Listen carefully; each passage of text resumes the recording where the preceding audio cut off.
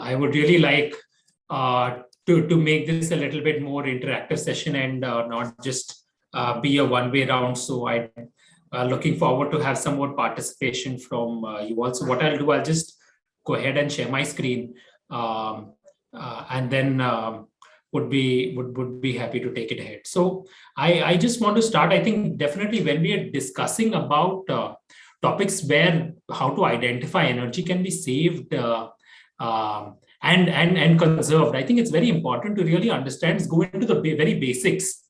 There is a very interesting quote.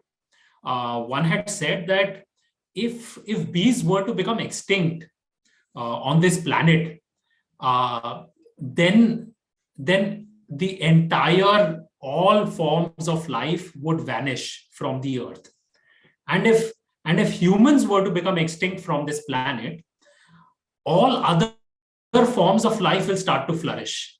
It's really I found it extremely thought provoking, because oftentimes what we think that we humans are the ones that our life and earth belongs to us, but actually we are just a very small part of the earth, wherein there are millions and millions of other species that are living on this planet. And in what actions that we take, how we lead our lives, will really determine the way in which we are able to protect not just the environment but all other species around us. And it's so amazing that as simple as small thing as a bee has such an important role to play. And can anybody say why is it that if bees were to become extinct, why would any other forms of life, all other forms of life would vanish? Yes, please. You could just unmute yourself and say. I can see Debangi's raised her hand. Can I answer? Yes, please go ahead. So this was actually told by Albert Einstein, and he said this because bees actually they collect pollen grains and go to other flowers, and they are responsible for the transportation of the maximum number of pollen grains. So if and majority of the fruits and daily life vegetables we eat are actually, the pollen grains are actually carried by bees. So if they were gone, then human life would also not exist. Wonderful. That's very right. And it's so incredible that a small thing as a bee is so critical to all other human lives, which are in fact all forms of life which are there on earth, and we just take a lot of things for granted. So before I kind of get into some basic things, I'm sure you all know the simple things like how you can save energy, how you can save, be it electricity or other things.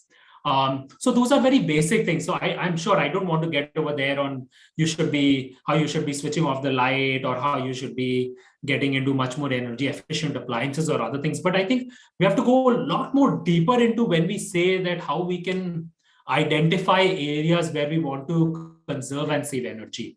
And for that, very important, it is to understand what's our carbon footprint as an individual. If I'm living, what is my carbon footprint today, on what I eat, on what I wear, or on how do I travel, on what all things I do in the day, or what I plan to buy.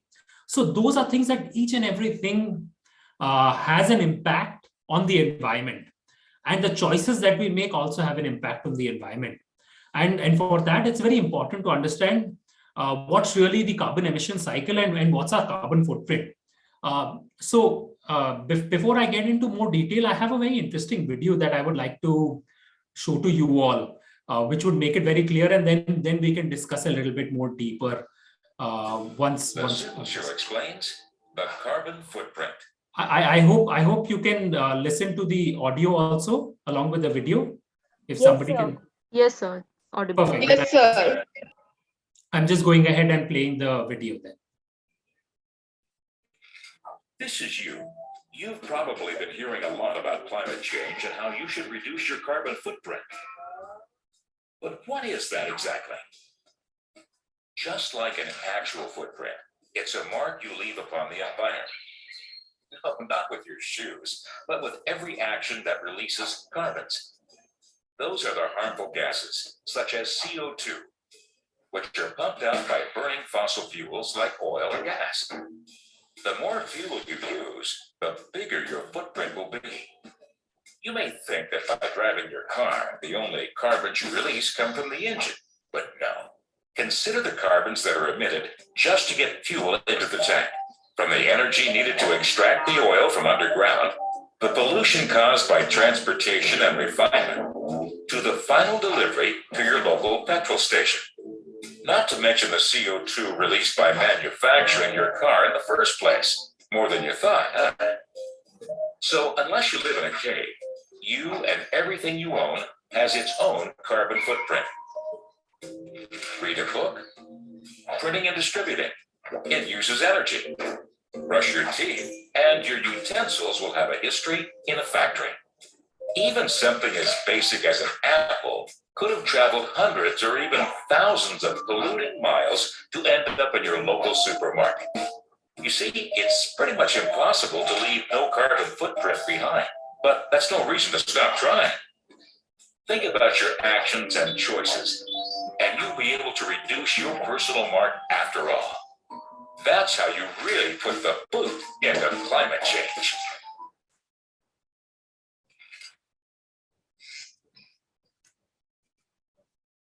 So I hope each of you could possibly understand. So just there was an example of, say, somebody driving a car. So first of all, and that's when, if we follow kind of the entire carbon cycle, first, in order to manufacture the car or manufacture anything, there is a particular process in which first you have to extract the raw material, which would leave some carbon footprint.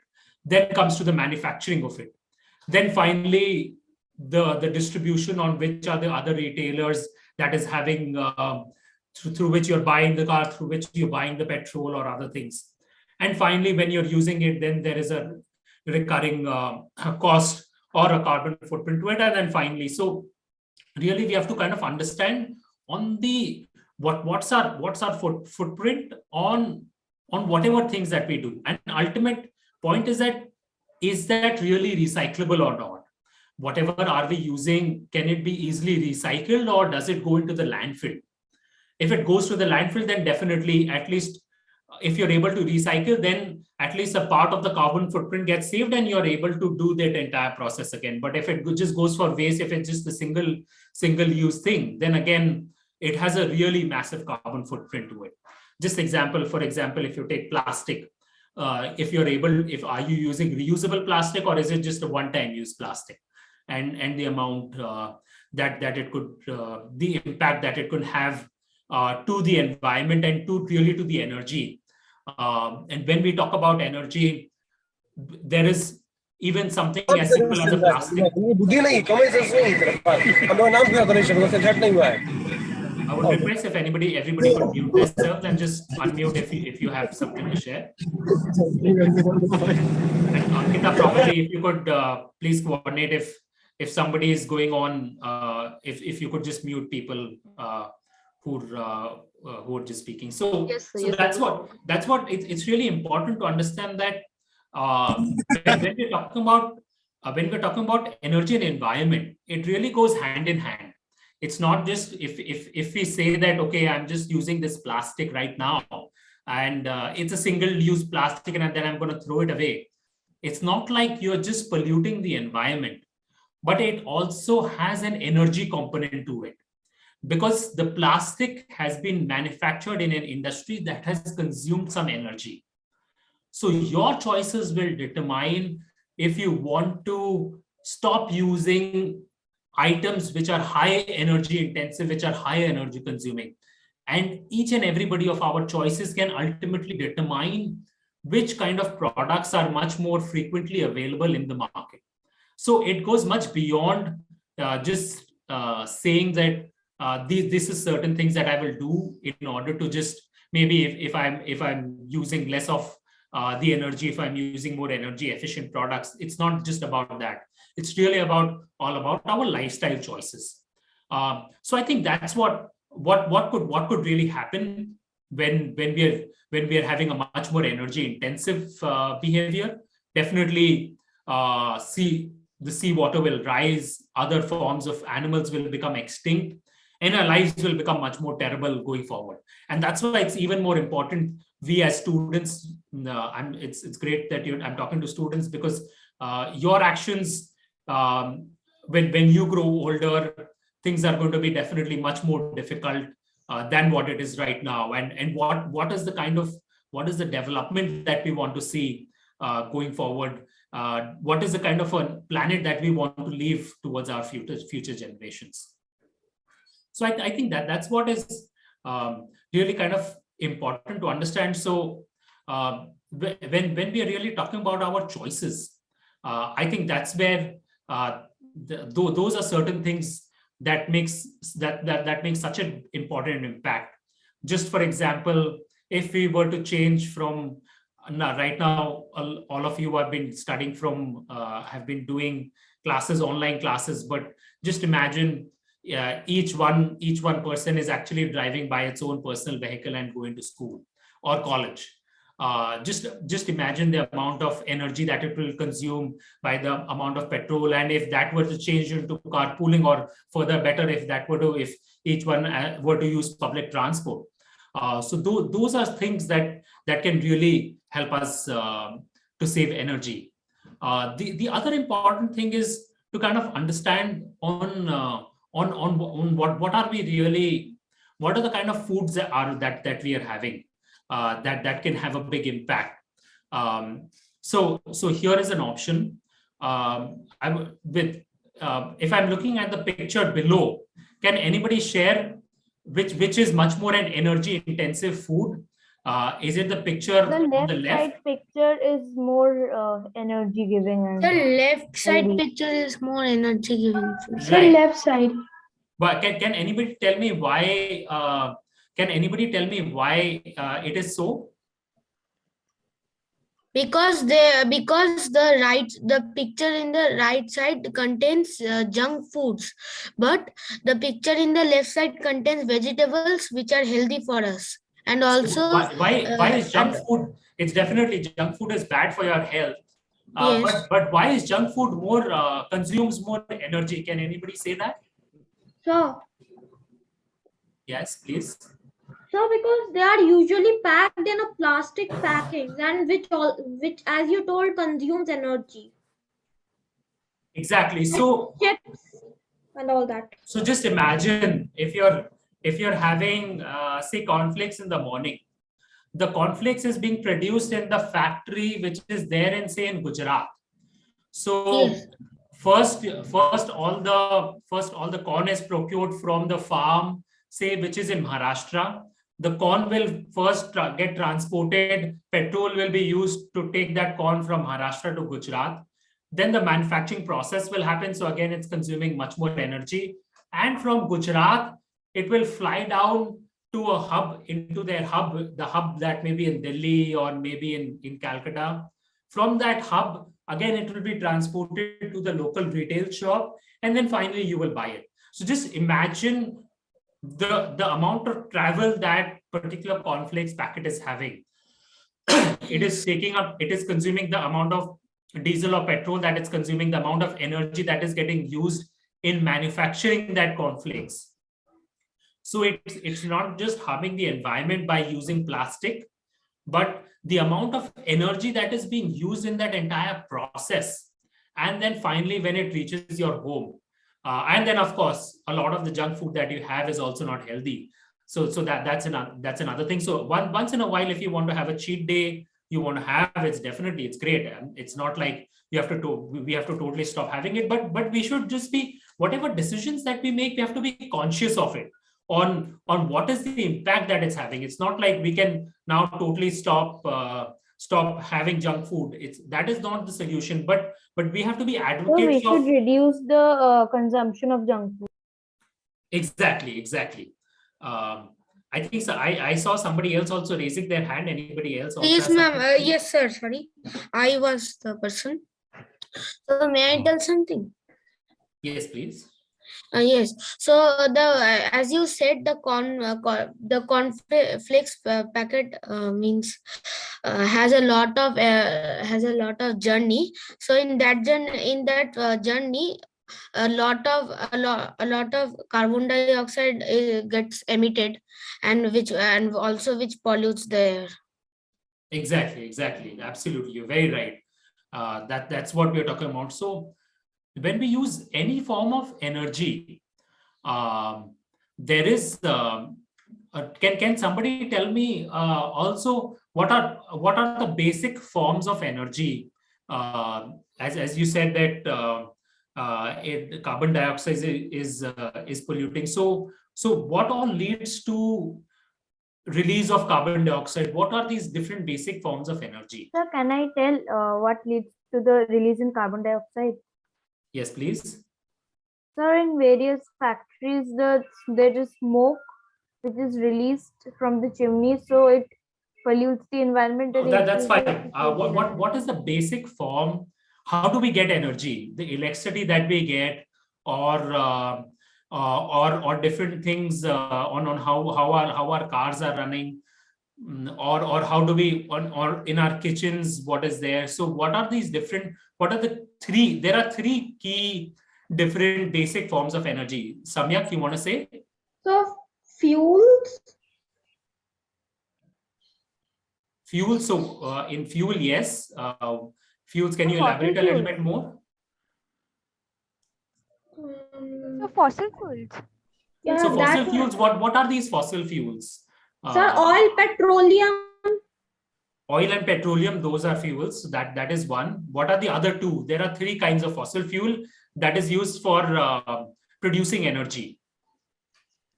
So coal. Coal, correct? That's the second one. Sir, What's the third one? natural gas.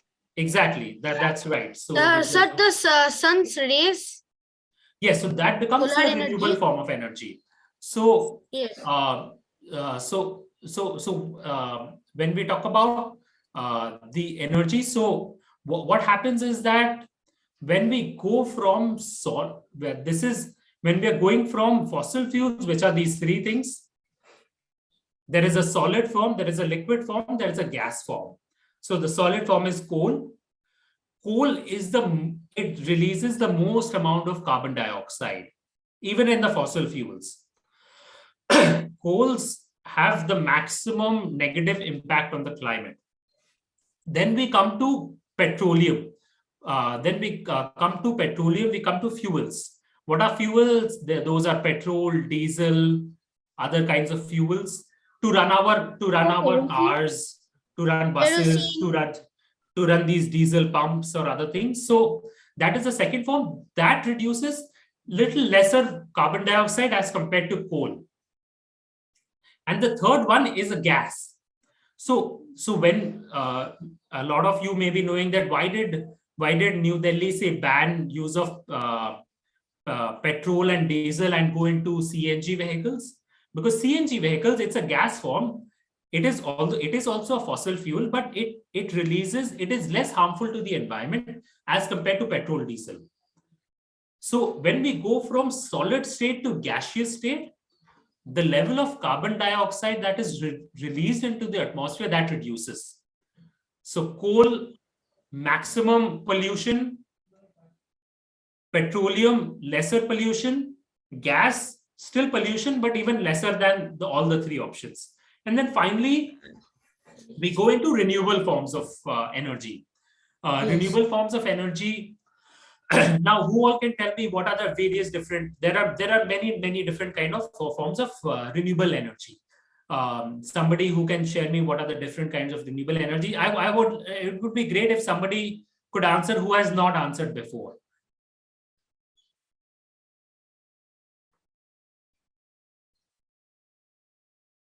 Anybody who would like to volunteer? Sagnik? Sir, can you once repeat the question? Means, Yeah. Can you tell me what are the different renewable forms of energy? sir, renewable forms of energy like the solar energy, Hmm. So That wind is one. energy. air The other energy, ones? wind energy, Right. water energy, So hydro. Right. Hydro energy. It's not called Sir, water energy. biomass? It's called hydel or hydro energy, right? So biomass? Biogas energy. Biomass, yeah. So there is bioenergy. Sir, which is geothermal biomass from energy. biomass. Sorry.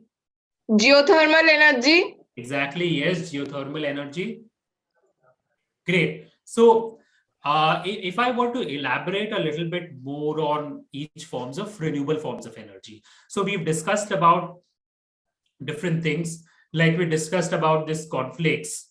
So cornflakes, one, that in the factories, once it's going from this place, so diesel is being used to transport. So cornflakes uses diesel for transportation, which is a form of energy. In the factory, you're using grid electricity. The grid electricity is again from coal. So in India, about still right now, over 70% of the energy generated is from fossil fuel. So maximum of the energy generated for making these junk food is being powered by fossil fuel or by coal.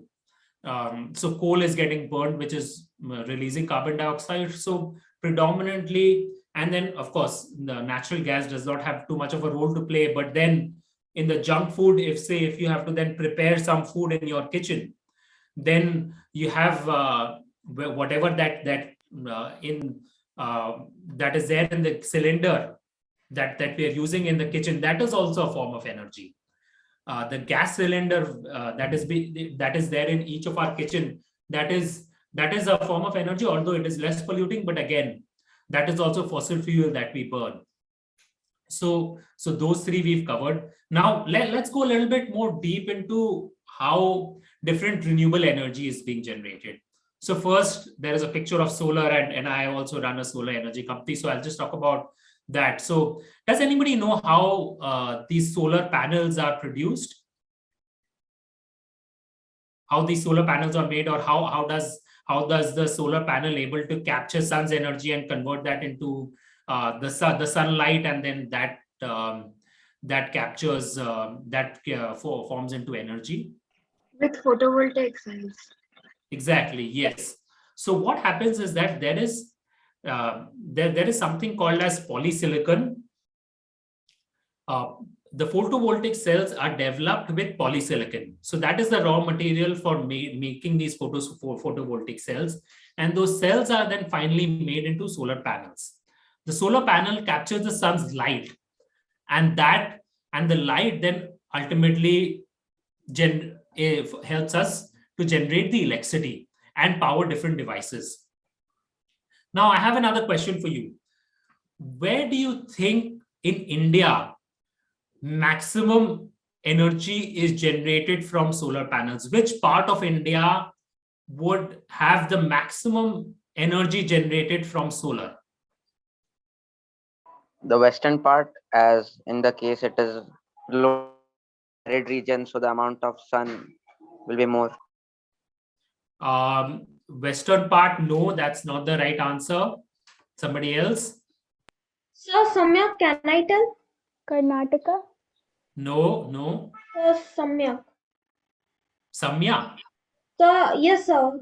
So Gujarat, as you told in the No, that's not right. It's not Gujarat or Maharashtra. It's not that. It's Tamil another Nadu? place. No, that's also not the right. So I'll give out the answer. The place which has the highest solar generation is Ladakh. Can somebody tell me why is it Ladakh? Does anybody know the answer? Why is it Ladakh as compared to Gujarat or Rajasthan or Tamil Nadu? So what happens is the solar energy generated, it only needs light. It does not need heat. What actually happens that although there is a lot of sunlight, say in the deserts of Rajasthan, but there is also a lot of heat. So what does heat do? It actually causes a little bit of degradation. It reduces the output of the solar panels.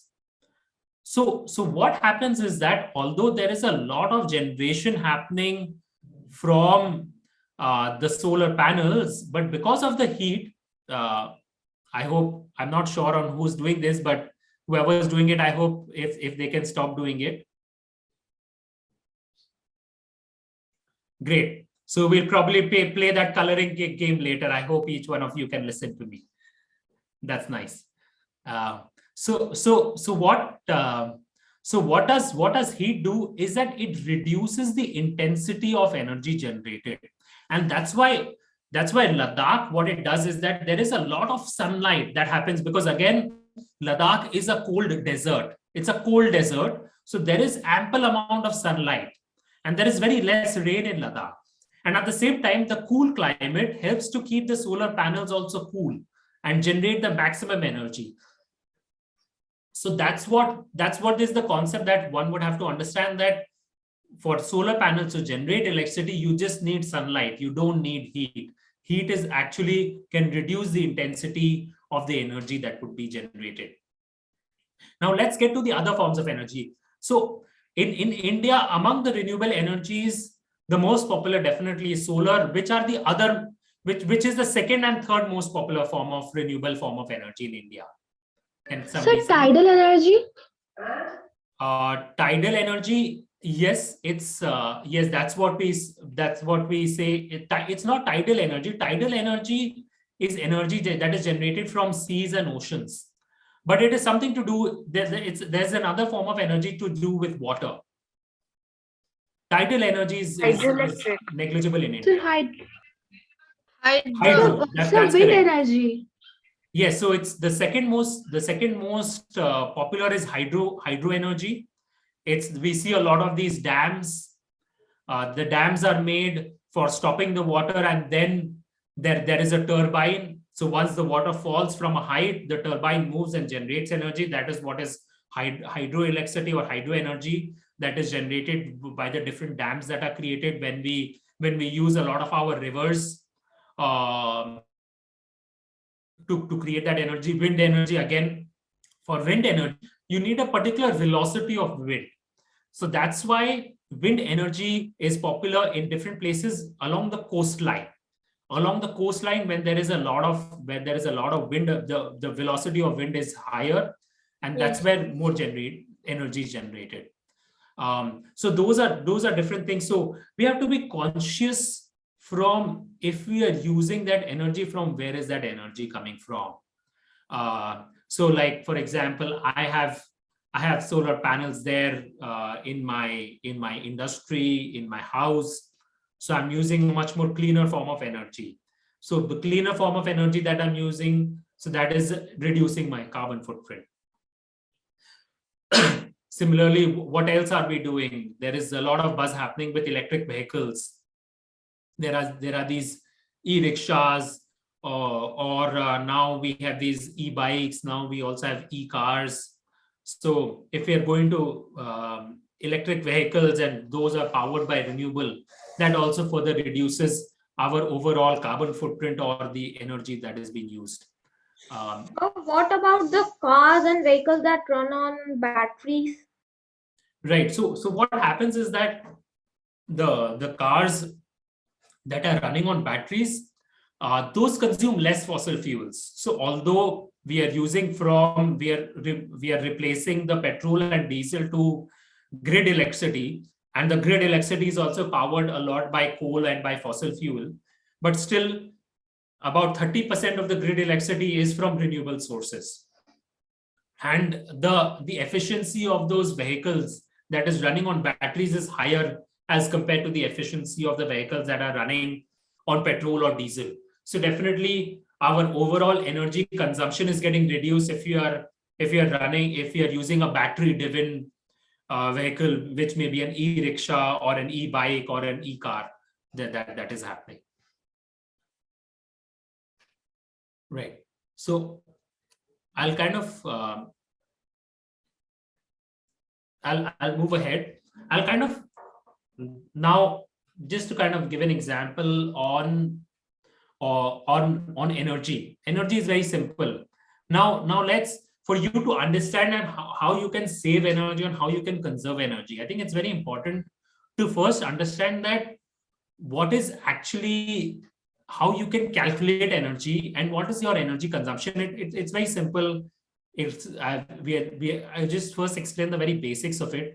So it's very simple. It's just power into time, and we'll do an exercise.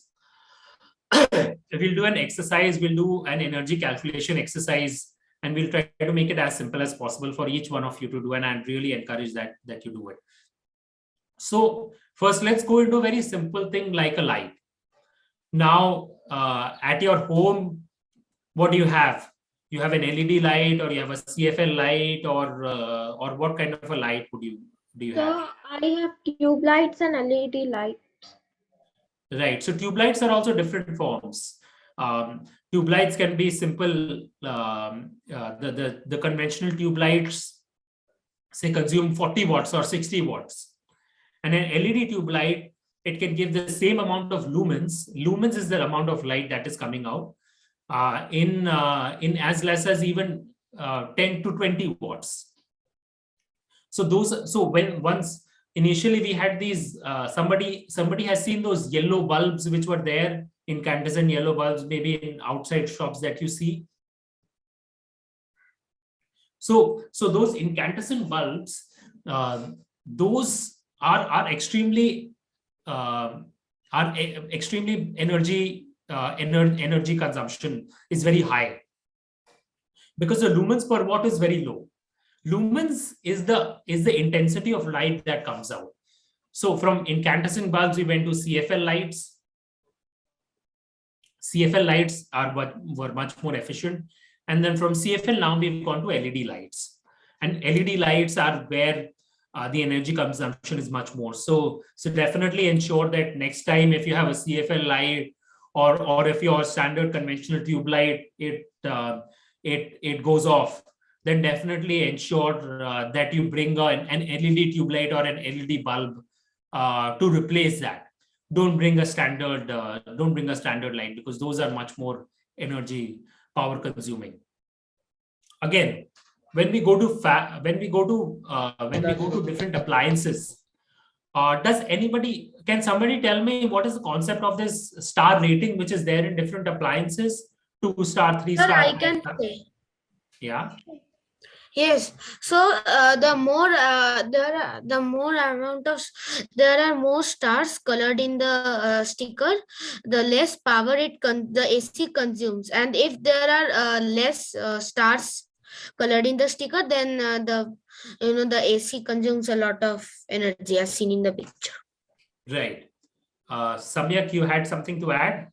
Can somebody Yes, tell sir. me a difference? How much extra energy would a 1-star appliance be more than a 5-star appliance? How much percentage more could it be? I think 90 to 75 to 90%. No, yeah, it's not that much, but it could be anything between 40 to 60% more energy is consumed by a 1 or 2-star as compared to a 5-star. So although the price, so those are things that we have to become more conscious about. Say, for example, a 5-star ceiling fan just consumes 50 watts, whereas an old ceiling fan that consumes 75 watts. So we are consuming 50% more an old ceiling fan is consuming as compared to a 5-star ceiling fan. So that's about, and that ceiling fan during the summers is running it even 12 to 15 hours every day. So just imagine the amount of energy that it's consuming. So those are things that we have to be more conscious that, say, of course, it's very difficult to say that, oh, right now we have to change all our appliances to 5-star. But whenever, if we are having to change an appliance, or if we have to buy a new appliance, although a 4-star or a 5-star product would be a little bit more expensive, but with the savings in energy, with the savings in electricity, we will be able to recover that extra cost in 1 to 2 years only. And those appliances are running for 5 years, 10 years, 20 years. So we have to be conscious of that fact that we should always look to buy a 4-star or a 5-star product, because those are places where, although it's a little bit more expensive, but in 1 to 2 years time, we will be able to recover that extra amount by the savings in energy that happens. So let's not just go by the one-time usage, but go by the other things. Now, the same goes for different appliances. A standard projector, I'm sure a lot of you have seen projectors in your school or college. A standard projector earlier that used to consume 300 watts. The old televisions, those used to consume 300 to 500 watts. Now we have LED projectors, we have LED televisions. And now a television, even a big screen television, that only consumes around 40 to 50 watts, or at max around 70 to 80 watts, even if it's a much bigger, if it's a 48-inch television. Projector power consumption of the projectors have gone from 300 watts to about 50 to 60 watts. A desktop, just give an example, if between a laptop and a desktop, the difference in power consumption, which is there between both those devices. So let's take an example. Has any of you looked into an electricity bill? Has any of you studied an electricity bill before? No? Somebody there who has seen an electricity bill? What is exactly there in an electricity bill? So what happens how does the electricity bill? It's basically, it calculates the amount of units, the amount of units that is being consumed, and the CESC or the WBSCBCL or whichever is the electricity company, that has a defined rate for the amount of units that it's going to charge. For example, it is 7 rupees or 8 rupees or 9 rupees. And then there is a certain additional taxes with which you derive the final electricity bill. Now, say, let's look at an example of where you are sitting in your house. You have light. Say, do you have a tube light? Let's take the example of somebody who would want to volunteer. Who would want to volunteer to tell me what are the different appliances which are there at the room which you are there? Okay, so Shrithik raised his hand first. Shrithik, I hope I'm pronouncing your name correctly. So Shrithik, why don't you tell me, Yes, you have a tube light or you have a bulb? Actually, I have a round wall light. You have a round wall light? Yes. Do you know if it is LED or? Yes, it's LED. It's LED. It's LED. So there are 1 or 2 lights? There is like 3 lights. 3 lights, okay. So if it's an LED wall light, so it's about 10 watts. About 10 watts, yes. Today you will be running this light for what I would say about 6 hours. 6 hours would be very less. So 8 hours is okay. 8 hours is okay. You have a fan. You have a ceiling fan. no. Actually, we don't have a fan here. So you have a AC. No, sir. Actually, it's Germany, so we don't use AC or fan. Okay, so you don't use AC or fan. Okay, so if you were just to have a wall light, Yes. then now maybe let's take another example. Say let's add in some more products. Samyak, do you have an AC in your room? Yes, sir, I have one AC. Okay, so let's take one AC. Maybe let's take the example that one AC is consuming, if AC is also based on tons. So for example, if you have a 2-ton AC, it's consuming 2,500 watts. Let's consider it summer. So you are using that AC throughout the night. No, sir, no. For 9 hours, 9 hours. For 9 hours, one is using the AC in the summer. And during the daytime, somebody is using the fan. So there is one fan. Say I'm taking that it's a 5-star fan. So it consumes 50 watts. And the fan is running for 8 hours. So for simplicity's sake, say I'm just considering these 3 things which are there in somebody's room. So there are 3 wall lights, LED lights. So the energy consumed is watts multiplied by the hours. So that is the watt hours. So that is the total energy consumption or the total power consumption. AC running for 9 hours. So overall, what multiplied by hours, so I'm getting the total power consumption multiplied by the total quantity is the total power consumption. So what hours multiplied by the total quantity is the total power consumption. So that's how I get to 240. Say if say for example, if there was a larger hall, if there were 2 fans, for example, so automatically earlier that 400, if there were 2 fans running for 8 hours, say if I were to change it to 6 hours, 2 fans running, so that would change to 600 power consumption. So that is how I can change what hours multiplied by the total quantity that is running. So that comes to the total power consumption. So total my power consumption is 23,140 watt hours. Now in your electricity bill, it is, you would see that it is kilowatt hours. Now, can anybody tell me what is the difference between watt hours and kilowatt hours? A kilowatt hour. Then watt hour is equal to 1 kilowatt hour.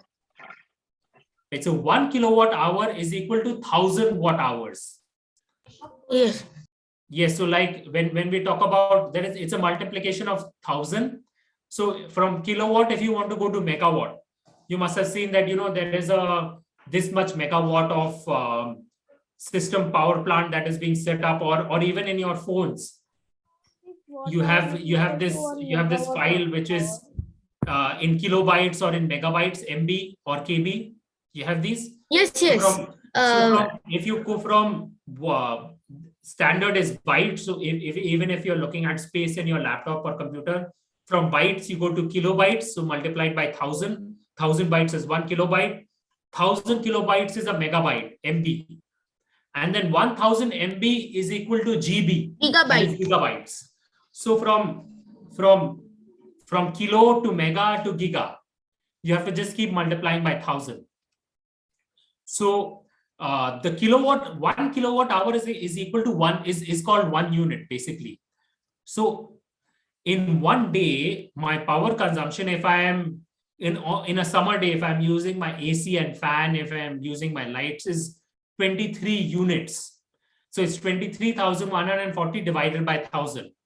That is my daily power consumption. And for example, if I'm using this for 20 days in a month, so my power consumption for the month multiplied by 20 would again become 462 units. Now, what would that mean? If I'm staying in Calcutta, then the CESC, the electricity board company, is charging 9 rupees per unit. So in a month, if I'm using 462 units just by using these 3 appliances, which is a AC, lights, and fan in my room. So I'm using 462 units and I'm being charged at 9 rupees per unit. So my electricity bill for that 1 month, for that one room, is 4,165 rupees. If I'm being charged 9 rupees per unit by consuming 462 units. Is that clear on how you can calculate your energy?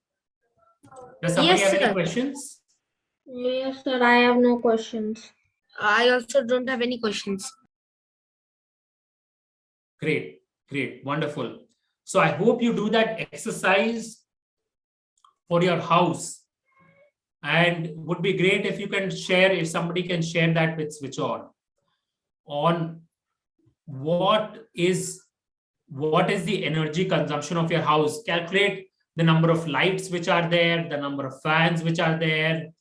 Check on your fridge, what is the power consumption of your fridge, the ACs. So just try to do it. It's very simple. You have to just make this similar tab by calculating the number of hours that is being used, the number of watts. So the energy consumption is watt hours, watts multiplied by the hours, multiplied by the total number of appliances that you have. And then you add all those things. First, try to do a simple exercise. So I'm sure a lot of you will be able to understand on how to do that energy audit. So we become a little bit more conscious on where we can save on more energy in our house. We can become a little bit more conscious on how do we travel. If you have a boyfriend or girlfriend, if you want to take your boyfriend or girlfriend for a long drive, then how much petrol or diesel will that consume? So there are different things. Try to understand on different actions that you take and what can be the power consumption of your actions. So those are different, and we become very, very, very conscious of our lifestyle, and not just of our lifestyle, but also of people around us, but also of our family members, of our friends, and in how we can really also become advocates. Each one of you can become strong advocates, wherein you can influence your family, your friends, other people around you to have a much better lifestyle, which is much more sustainable. Can somebody tell me what does sustainable mean? You must be seeing that in newspapers or other things. So what do we mean by sustainability? Somebody would be knowing? Can I say? Yes, Arthik? Shritik? Okay, so sustain means to retain something, like save something. Okay, somebody else. What do we mean by Sir, can I sustain? say? Yes, please, Lopamudra. Sir, sustainability means to use some resources without compromising for the future needs. Exactly. That's great. That's the right answer. So by sustainability, what we mean is that does our actions have an impact on our future generations, on our children, on our grandchildren, on when we grow up? What is it? What kind of a world are we leaving behind for future generations? Not just human beings, but all forms of life. Are we being sustainable? Is it impacting other forms of life? Is our actions leading to extinction of other animals? Is our actions leading to islands being engulfed because of rising sea levels? What is our actions leading to? So that is what really sustainability in the core sense is, that what is the impact that it would have for tomorrow? So our actions today is ultimately nevertheless have an impact on future generations for tomorrow, but it is on us on how we can reduce that impact or even possibly have a positive impact. If we switch to renewable forms of energy, if we switch to a much better lifestyle, much more sustainable lifestyle, then we can significantly reduce the carbon impact, and how we can become even better. If we are planting trees, by planting trees, what does trees do? What do trees do? They capture carbon dioxide from the atmosphere. And release oxygen. Exactly. So the carbon dioxide that we emit from our lifestyle, trees capture those carbon dioxide and sequester that into the earth. So trees capture the carbon dioxide, and through the roots it goes back down into the earth. And that is why we call as fossil fuels.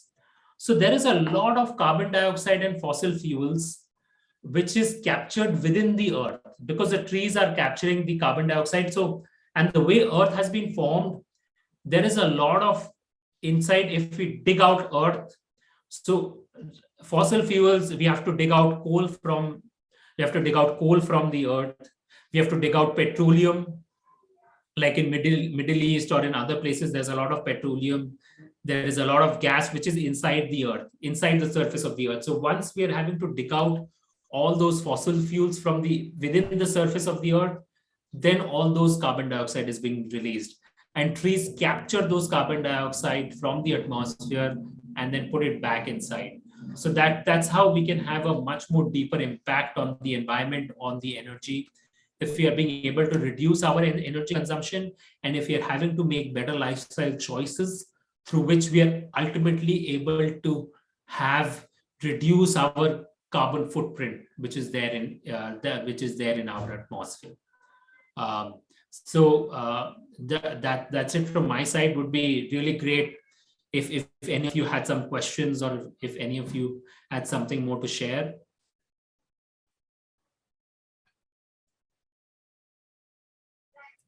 Sir, my Yes. question is why government is not banning low star appliances?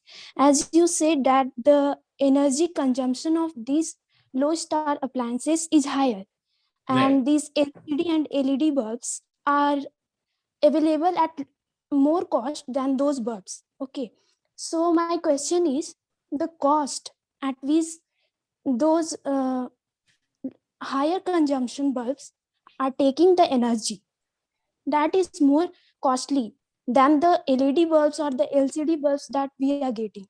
So Right. government should take some steps to ban these and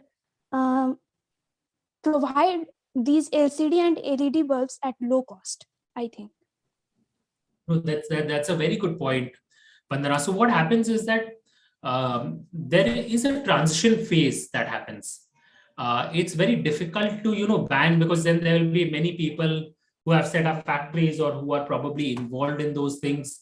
They will ultimately come down to the roads. They will be doing demonstrations. So we need to give some time in order to phase out certain things. So, for example, now practically the incandescent bulbs, those were the yellow bulbs that were available say 10 20 10 15 years back when I was in school. Those have actually practically been banned. Now those are not available.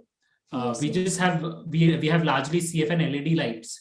Gradually now the CFL lights will also gradually be phased out, will be banned. So we need to have some time wherein we can phase out the polluting or the much more energy guzzling equipments.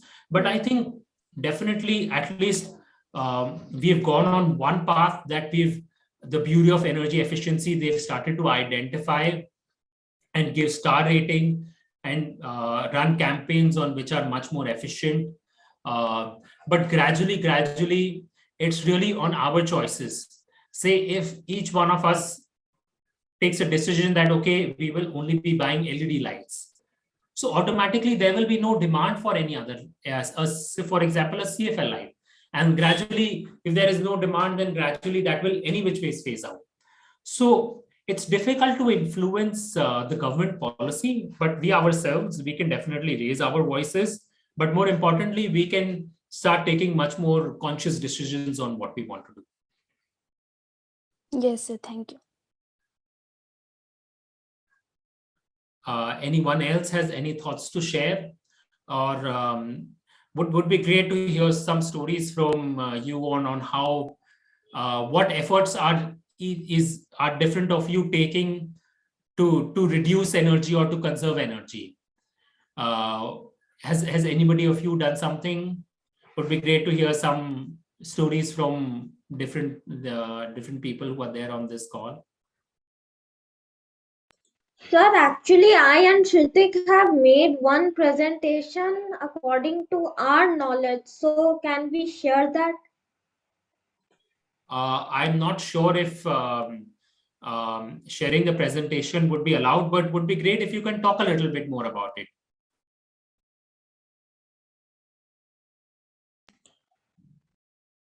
Yes, sir. So, wait. Yeah. Sir, we actually made the presentation on energy sources, the impact of energy used on climate change, and the conservation. How can we conserve it, and our conclusion. Basically, these were the 4 topics we Wonderful. used. What has been your biggest learning from doing that presentation? Sir, actually, my biggest learning is to like, this means the fossil fuels and the emission of carbon dioxide from the factories are leading to a destruction of earth, which is actually not shown, which we can't see, but it is like a inner destruction which will happen after some years very destructively, which is basically my thinking. Right. So that's what we're doing. So factories factories, again, what we are doing, that we are actively working with industries so that we can set up solar panels on the rooftop of those industries and factories. So whatever energy that they are using to make those different products, so at least we are able to decarbonize that. We are able to reduce their carbon footprint, because ultimately the energy generated to manufacture those products are also coming from solar. So that is one of the initiatives, one of the efforts that we are taking when we are promoting our work at Onergy. But definitely, you are very right. One of the most important, one of the biggest polluters are factories and industries. Can I say something? Yes, please. Yes, so but it is our duty to to make people aware of this destruction, and also we should maintain those protocols. Great.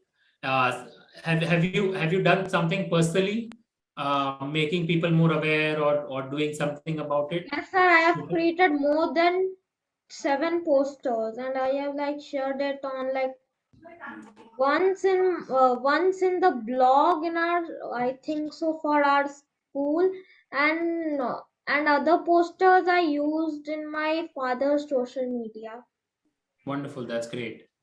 And actually, in my neighborhood, I have told them I have made them aware of this fact. Okay, okay, and they have started to follow those protocols, and we are also trying not to buy fans and AC so much and use them a lot.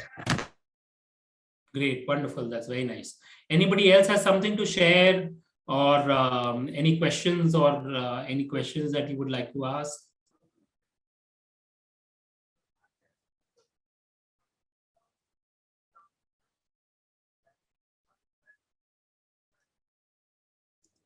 Sir, I actually wanted to ask one thing. Mhm. Sir, which is good, like exchanging the old things with the new appliances is good, or like continuously using them is good? So, so that is a decision that. So normally, what happens is that definitely, if the appliance is becoming very old, it's definitely consuming a lot more energy. The newer appliances, those are much more efficient with the motor that is being used, with the technology that is being used. So definitely the newer appliances consume much lesser energy. But it's also, oftentimes it is not just a decision that, okay, we can just now throw away the old appliances and change all of these things, because it has a financial implication. It has a cost. We have to buy that, and oftentimes our parents, we have limited budget constraints. So we need to make a decision on when would it be right to phase out the older appliances, and if the utility of the value of the older appliances is reducing, or if it is having a lot of problems, then it makes sense to discard. And by discarding it, there are different ways in which we can recycle or give it to a recycler, the old appliances, and then buy a much more newer and energy efficient appliance. Yes, sir, and as Shritik told, my family is also mainly using buses and things to travel, but with full precautions. Absolutely. We also have to, especially during COVID times, we also have to think also about our own health, because that comes priority. So whatever we do, definitely we have to remain First safe. think a lot and take the step. True. But I'm really glad that I could speak to each one of you. If there is anything that you would want, then please feel free to reach out to Switch On, and would be happy to answer any questions, or if anything else that you may be needing. So even if you want that basic energy calculator, then you could reach out to Switch On, and probably they can share that Excel sheet. which has the energy calculator. So you can just use that energy sheet, that Excel sheet to calculate on the energy consumption and actually how many units that you are consuming. It's a very simple tool to be using. So feel free to do that. And I wish you the very best. And I hope along with being safe, you also take a pledge. We all take a pledge to be much more conscious in our decisions, and also with the fact on what kind of choices that we make, that ultimately has an impact on the energy that is overall being used in the entire world. Thank you everybody for your time, and wishing you all the best. Thank you so much, sir. Thank you, so much for sir. It was a enlightening us. pleasure Yes, sir. pleasure talking to you. Yes, sir. Same. Thank you Thank so you. much, sir. I'm sure that everyone joined in the workshop must have learned about how to conserve energy in their own way. In an individual level, how we can conserve energy. So thank you for that. Also, in few minutes, we're going to wrap up the breakout session. So anyone in the workshop, if having any doubts, can type in the chat box also. Or if further any queries remains, then you can get connected to me as well. I'll be sharing my email ID, and then I can get connected to Piyush sir also for getting those queries corrected. Thank you so much. Thank you so much, everyone. Thank you so much, sir. Great. Thanks a lot. Bye-bye.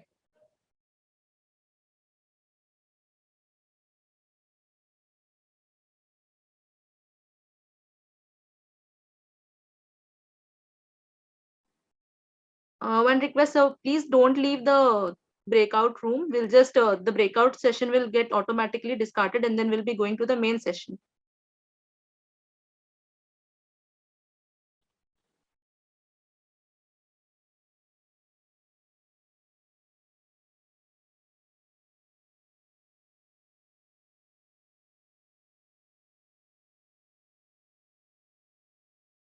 Thank you, sir.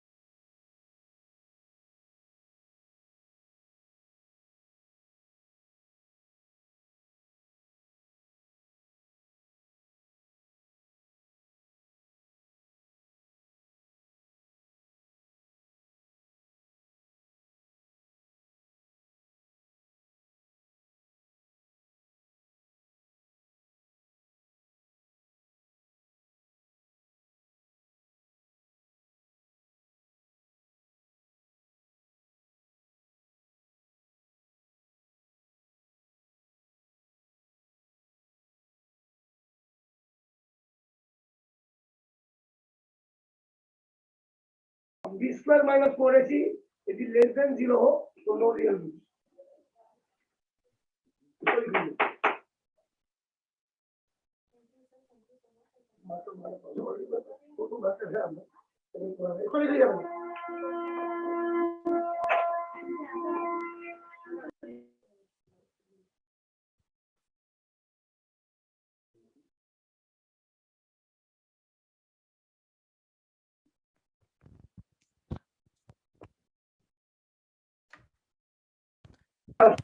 Thank you, everybody.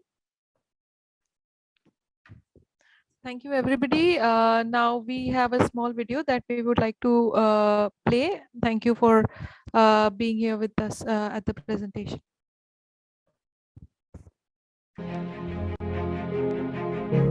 Electricity is something that is considered most important to survive in the competitive world today. Most of us spend our days in school, and I think I speak for all that most of us plan our schedule from daybreak. Stringent restriction on usage of electricity does not necessarily refer to restricted usage of electricity in lights and fans that costs us our efficiency at work in terms of time, but rather restricting its wastage, which is to say, rein in our bad habit of leaving the lights and fans running as we leave one room for the next. We can also restrict our usage of air conditioners and microwaves, instead opting for, say, coolers and food that is capable of being stored mostly at room temperature without decay, thus limiting the need to heat it up. But of course, we cannot function without our laptops and computers in the lockdown. But we can opt for indoor and outdoor games instead of video games and mobile games that demand an unsolicited usage of a few extra joules. Yes, energy is measured in joules, and that is all we think of while working out our physics and chemistry problems. But what about the environmental impact of these few extra joules?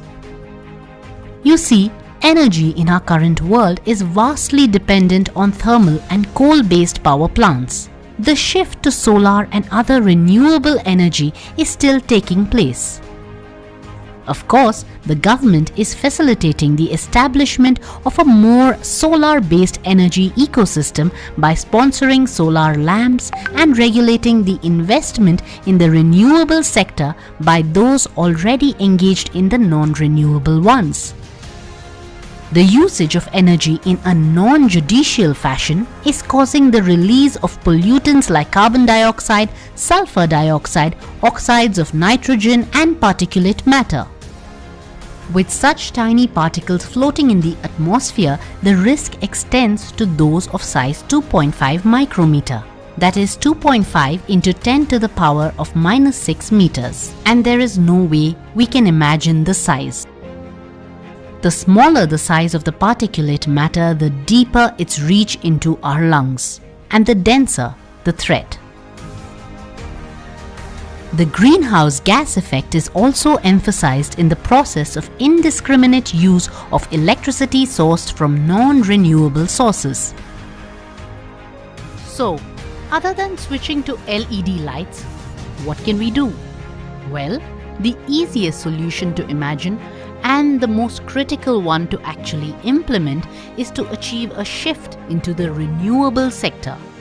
Using solar lamps, fans, and choosing to use electricity generated by harnessing the wind, the tide, the molasses, and even the ionization that takes place in the salt water that can otherwise be difficult to use without treatment.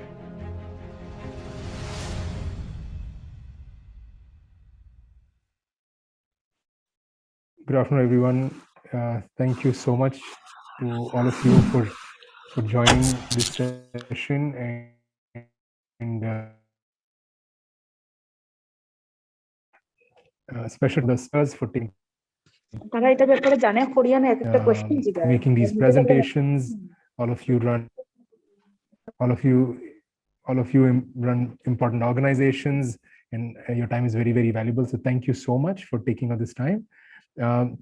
as a wrap up, what we could do is just hear from all of you, all the speakers, of final comments, thoughts that you have that you would like to share to the entire group that is here with us today. And also, if there are some thoughts, comments from the participants, we could take a few thoughts, comments. I mean, you may have lots of questions. I'm not sure if we will have time for those questions, but some thoughts, comments are always welcome. So if you can just sort of go around the table with the speakers and hear your thoughts. Arjun Bhai, do you want to go first?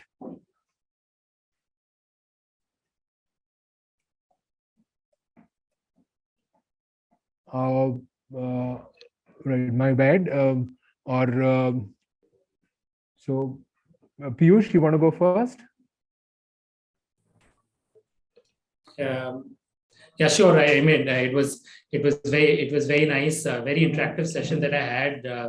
There were quite a few students who were extremely participative. So it's always great to be talking to a bunch of motivated young chaps, and I'm really looking forward to what we can do. It's a great initiative by Switch On to just spread more awareness about energy conservation. It's a great day wherein each of us can group together and just figure out how we can make our lives much more meaningful and much more sustainable.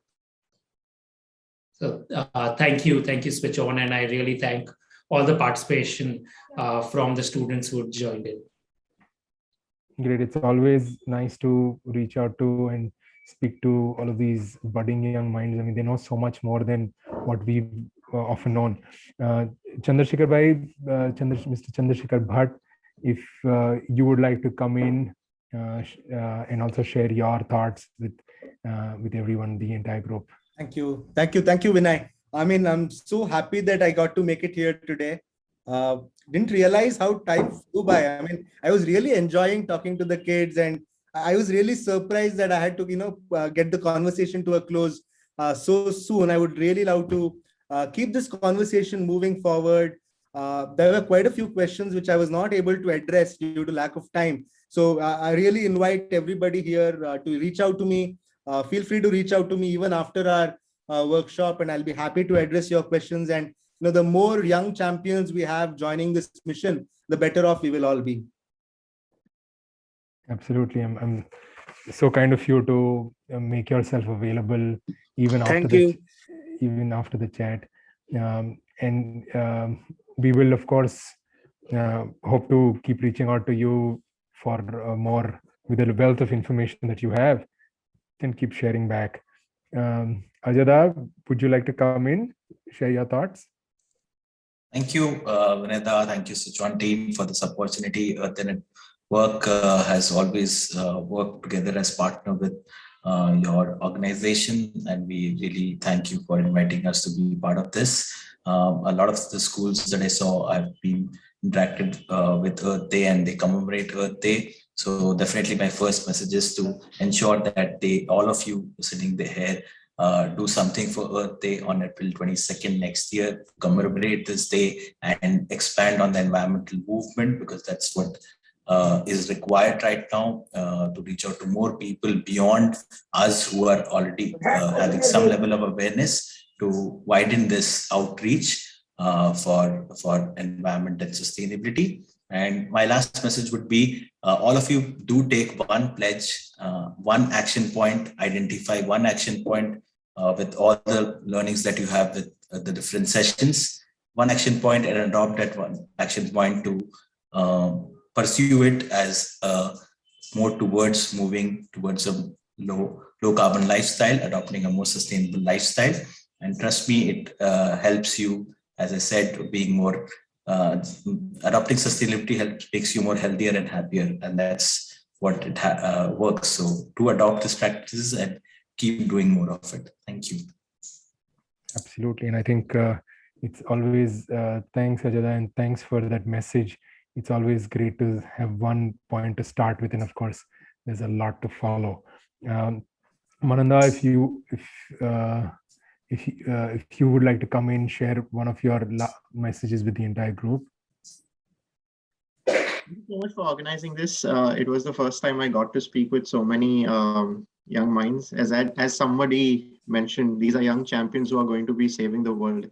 You know, today, even in climate change conferences like COP26, the people who are deliberating on it are 50, 60-year-olds who will make promises on behalf of us, but it's us who are supposed to do the work and save our planet for these young champions. So I think, as I also said during our session, like this is the closest you get to being a superhero. So from this point onwards, I think everyone should look into the renewable industry and how you can do your bit to save the environment and also make money at the same time.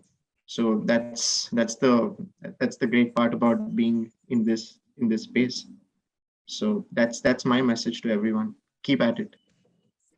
Absolutely. Thanks so much for that message. Arjun Bhai, if you can hear me, I can see you back. Hi. Can you hear me? Hi. Yes. Yeah, So, hi, Vinay. Hi, Arjuna. One final message from you to the entire group. A simple message: join the climate fight. We have 30 years to get to net zero. There are many interesting opportunities available. This is not only the most meaningful place to spend your time and build a career, but also the biggest wealth creation opportunity that you will ever have in your lifetime is to work on climate. This is not a fashion. It is not a fad. It is here to stay.